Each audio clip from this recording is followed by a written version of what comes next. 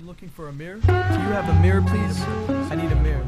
Just a mirror. Anybody got a mirror? Just let me get a mirror, please. Just please, a mirror. Is that a mirror? Is a mirror? Just want something to look into. I just need a mirror. Is that a mirror? Anybody, give me a mirror. A mirror. Just something for me to look into. I'm just gonna look in the mirror real quick, please. Just a mirror. Anyone got a mirror? Anyone?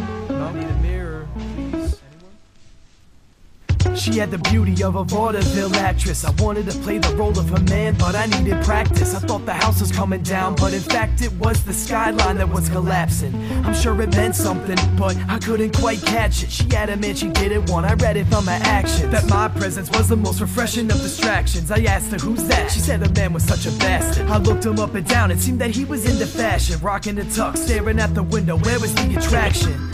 And I can see why it never lasted. He expected her love but couldn't have it. For him, she was practically doing backflips, but he acted like he didn't have shit. I've never seen an empty gaze so full of sadness. Please, give me your hand, miss, I got something you can't miss. The tips of our fingers touching our hearts felt the handprint. And that oh so sad gaze somehow became enchanted. The sky was still falling through the air, but it was nothing when compared to the magic that we had in there. Her man was still present, now we were invisible to his stare. Either that or we didn't care. I realized it was a dream, thinking it isn't fair. I wanted a kiss and told her give it here. She said, first I wanna know why you chose that name. I blushed a little.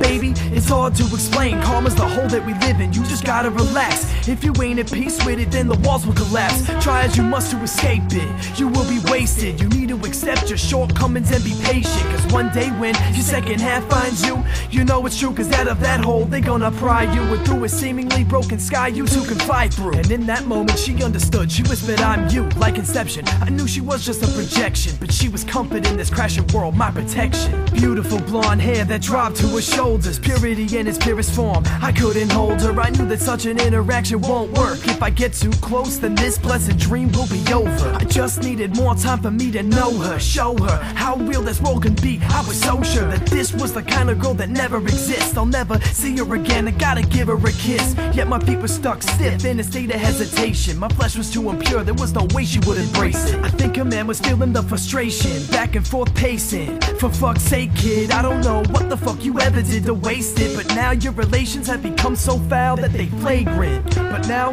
it's the God's turn. Her eyes are so full of warmth that I think I'm catching heartburn. She deserves it all, but a kiss was all I had to offer. Put my hands on her cheeks and laid one on her. I'm not exactly sure what it is I like about her, but I shuddered at the mere thought of living life without her. Then I awoke, laying in bed for like an hour, thinking about her. Then I decided I would write about her. Write about it. Write about it. Cause everything is right about it.